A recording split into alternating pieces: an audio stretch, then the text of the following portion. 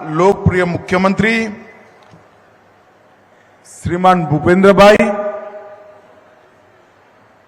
ગુજરાત સરકારના આરોગ્ય મંત્રી ભાઈ ઋષિકેશભાઈ, મારા સાથી સાંસદ હસમુખભાઈ, દિનેશભાઈ મકવાણા, નરહરીભાઈ અમીન, મેયર સાહેબ બહેન પ્રતિભાજી, જીતેન્દ્રભાઈ પટેલ, ધારાસભ્ય નાણપુરા, જતીન પટેલ, ડેપ્યુટી મેયરજી, અમિત ઠાકર, દેવાંગ દાણી, દિનેશ કુશવાહ, કૌશિક જૈન, દર્શનાબેન વાઘેલા, મ્યુનિસિપલ કોર્પોરેશનના કમિશનર શ્રી અને આજ ભાડજ ગામે ઉપસ્થિત સૌ ભાઈઓ બહેનોને મારા નમસ્કાર, પ્રણામ। સૌથી પહેલા તો હું થોડો મોડો, સવારથી જ મોડો થતો ગયો અને બાળકો જોડે થોડો વધારે ટાઈમ જતો રહ્યો, એટલે ખાસું મોડું થયું છે, એટલે આપ સૌની ક્ષમા માગી મારી વાતની શરૂઆત કરું છું। ભાઈઓ બહેનો, આજે 9 દિવસના શક્તિના આરાધનાનો નવરાત્રી પર્વ આજથી શરૂ થાય છે। સમગ્ર વિશ્વમાં સનાતન ધર્મના અનુયાયીઓ આ 9 દિવસની અંદર સત્વ, જ્ઞાન અને શક્તિનો સંચય કરવાનું કામ કરતા અને 9 દિવસ શક્તિ, જ્ઞાન અને સત્વનો જો સંચય થાય, વિજયાદશમીના દિવસે એનો ઉપયોગ સમગ્ર બ્રહ્માંડના કલ્યાણ માટે કરવાનો પણ સંકલ્પ કરતા। આ 9 દિવસના શક્તિ આરાધનના પર્વ નવરાત્રી એ સમગ્ર ગુજરાત અને સમગ્ર ભારતની અંદર અનેક પ્રકારથી ઉજવાતું હોય છે અને ગુજરાતીઓ માટે તો કહેવાય કે ગુજરાતની નવરાત્રી નથી જોઈ એને ગુજરાતને ઓળખ્યું જ નથી। 9 દિવસ સુધી સમગ્ર ગુજરાતની અંદર અનેક પ્રકારની સાધનાઓ થતી હોય છે। અમદાવાદ મહાનગરના કુલદેવી ભદ્રકાળી માતાનું સ્થાપન 600 વર્ષથી જૂનું છે। આ સૌથી પહેલા હું શક્તિના ચરણોમાં પ્રણામ કરી મારી વાતની શરૂઆત કરવા માંગુ છું। મિત્રો, આજે અહીંયા લગભગ કુલ મિલાકર 919 કરોડના કામો એનું લોકાર્પણ અને ખાતમુહૂર્ત આજે એક જ કાર્યક્રમથી થયું છે। પરંતુ હું એક કાર્યક્રમનો વિશેષ ઉલ્લેખ કરવા માંગુ છું। આ બધા જ લોકાર્પણ અને ખાતમુહૂર્તની અંદર અનેક પ્રકારના કામો છે। સ્વાસ્થ્યના છે, નાના નાના ફેરિયાઓની ચિંતા કરવાના છે, લાઇબ્રેરી છે, બગીચા છે,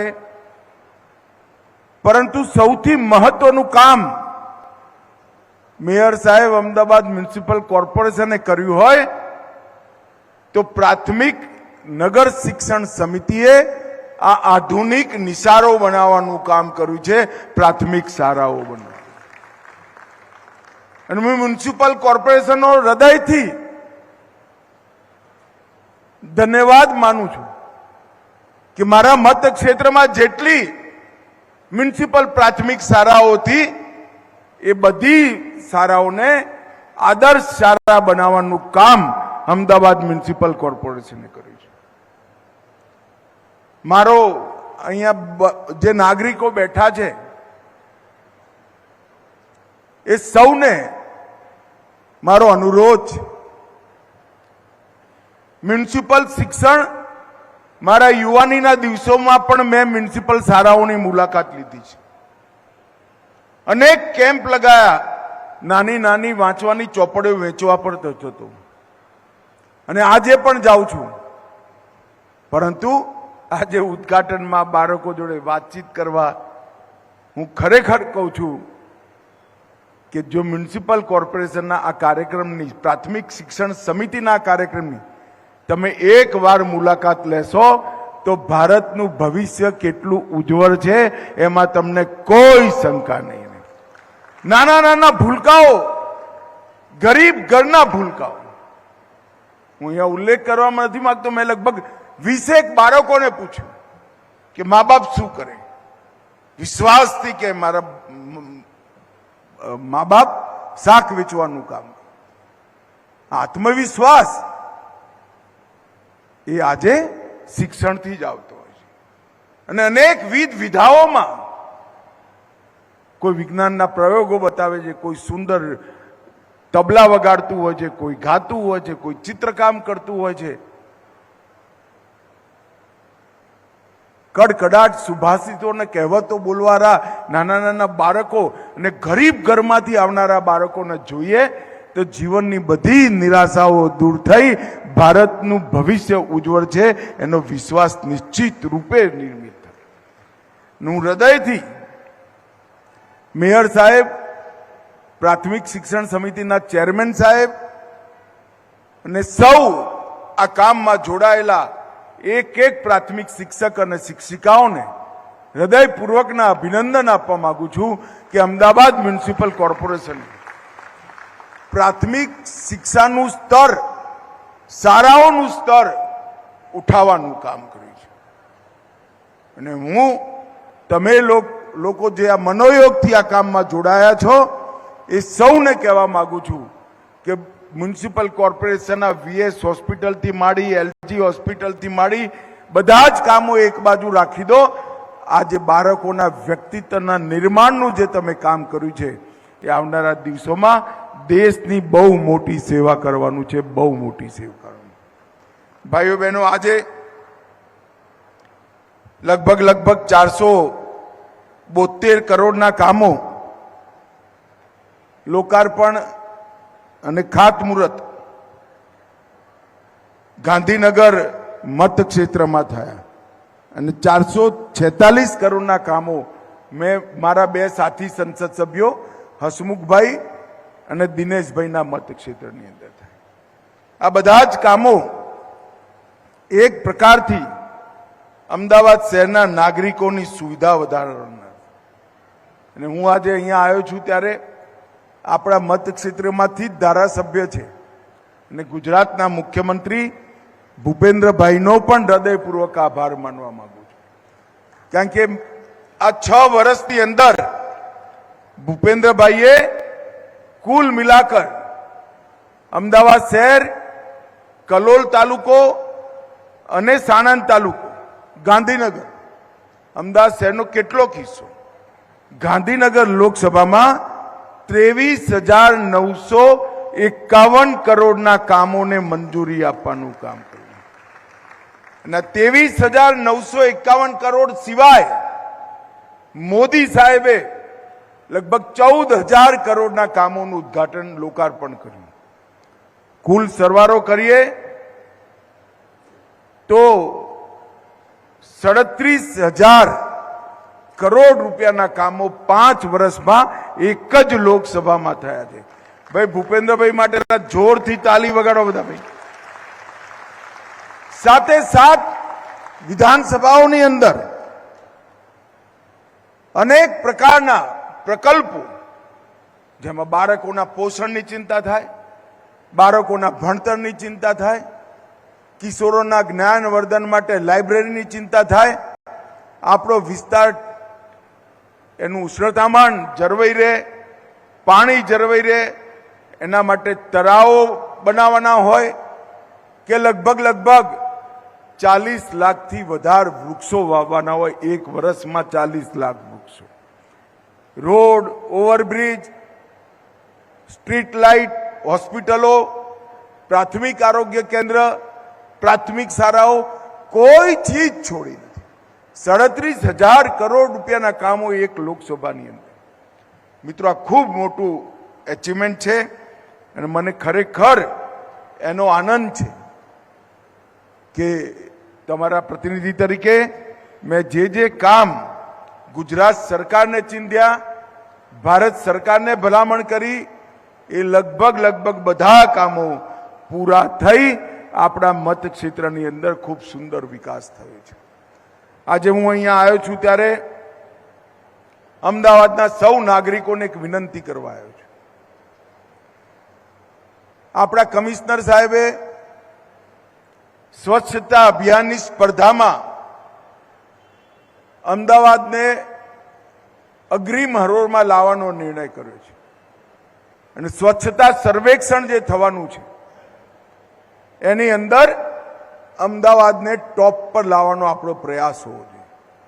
શક્ય છે આ વખતે ના આવીએ, પરંતુ આ વખતે શરૂઆત કરીશું તો આવતા વર્ષનું લક્ષ્ય નક્કી કરો કે આખા ભારતમાં મ્યુનિસિપલ કોર્પોરેશનમાં સ્વચ્છતામાં આપણા અમદાવાદનો પહેલો નંબર આવે એવું અમદાવાદ બનાવવાનું. આજ બપોરે 4 વાગે મેં સ્વચ્છતાની મીટિંગ રાખી છે મ્યુનિસિપલ કોર્પોરેશનના અધિકારીઓ સાથે, અને અમે 2 વર્ષનું, હવે તો ટાઈમ બહુ નથી વધ્યો આ વર્ષ માટે, પણ 2 વર્ષનું પ્લાનિંગ કરવાના છે. અને હું પોતે ચિંતા કરીશ કે આવતી વખતે સ્વચ્છતામાં ભારતમાં અમદાવાદનો 1 નંબર આવે એવા પ્રયાસ આપણે સૌ નાગરિકોએ કરવાના. ભાઈઓ બહેનો, આ સ્વચ્છતા અભિયાન નરેન્દ્રભાઈએ શરૂ કરી પહેલી વાર મહાત્મા ગાંધી પછી કોઈ રાષ્ટ્રીય નેતાએ આ બુનિયાદી જરૂરિયાત જે સ્વાસ્થ્ય સાથે જોડાયેલી છે, અનેક પ્રકારના માનસિક રોગો સાથે જોડાયેલી છે, આપણા આયુષ્ય જોડે જોડાયેલી છે, એ સમસ્યાના નિરાકરણને જન આંદોલન, લોકોનું આંદોલન બનાવવાનું કામ. પૂરા દેશભરની અંદર દરેક ઘરની અંદર ટોયલેટ બને, જાજરૂ બને, એ અભિયાન 70 વર્ષ પછીની આઝાદીમાં નરેન્દ્રભાઈએ હાથ. બધાના ઘરમાં ચોખ્ખું પીવાનું પાણી જાય અને આપણી શેરીઓ, આપણું ઘર, આપણી સોસાયટી, આપણા ફ્લેટ, આપણું ગામ એ સ્વચ્છ બને. અને સ્વચ્છતા પરિપત્ર નહીં, સંસ્કારથી નાગરિકોમાં આવે એ પ્રકારનું કામ નરેન્દ્રભાઈએ અપનાવ્યું.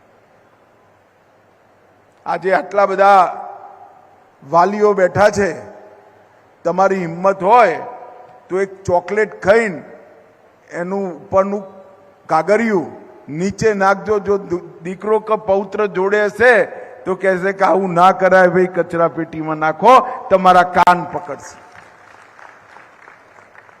એક પ્રકારના સંસ્કારની નિર્મિતિ દેશના વડાપ્રધાન, આપણા નેતા, ગુજરાતના પનોતા પુત્ર નરેન્દ્રભાઈએ કરી. અને પહેલી વાર મારું તો સૌભાગ્ય હતું કે હું મંચ પર તો પાર્ટીના રાષ્ટ્રીય અધ્યક્ષ તરીકે 15મી ઓગસ્ટે દેશનો રાષ્ટ્રપતિ, દેશના વડાપ્રધાન 15મી ઓગસ્ટે લાલ કિલ્લાની ભાષણમાંથી શૌચાલય બનાવવું જોઈએ એની વાત કરવાનો એકમાત્ર નરબંકો એ આ નરેન્દ્ર મોદી. અને ભાઈઓ બહેનો, હું તો દેશભરમાં પ્રવાસ કરું છું, નાગાલેન્ડથી લઈ કેરળ સુધી, ઉત્તર પ્રદેશથી લઈને આસામ સુધી, કાશ્મીરમાં જોઉં છું. દરેક જગ્યાએ આ સ્વચ્છતાનું અભિયાન, એનું આંદોલન અને એના સંસ્કાર પહોંચાડવાનું કામ નરેન્દ્રભાઈએ કર્યું છે. હું આ તબક્કે અમદાવાદના સૌ નાગરિકોને હૃદયપૂર્વક વિનંતી કરું છું કે આ સર્વેક્ષણમાં જ અમદાવાદ મ્યુનિસિપલ કોર્પોરેશન જે કંઈ લક્ષ્યો નક્કી કર્યા છે એ સઘળા લક્ષ્યો પૂરા કરવાની આદત પાડીએ અને આવતા સર્વેક્ષણમાં ભારતમાં અમદાવાદ નંબર 1 બને એ પ્રકારનો આપણો સંકલ્પ લઈએ.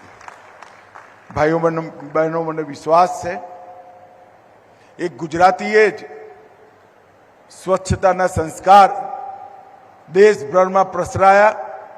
પહેલા મહાત્મા ગાંધીએ અને પછી નરેન્દ્રભાઈએ, અને સ્વચ્છતામાં 1 નંબર પણ આવતી વખતે ગુજરાતનો જ આવે એવો આપણે સૌ સંકલ્પ કરીએ. ફરી એકવાર મારા મોડા આવવાના કારણે ઘણું મોડું બેસી રહેવું પડ્યું છે, એ બદલ હૃદયપૂર્વક ક્ષમા માગી મારી વાતને વિરામ આપું છું. ભારત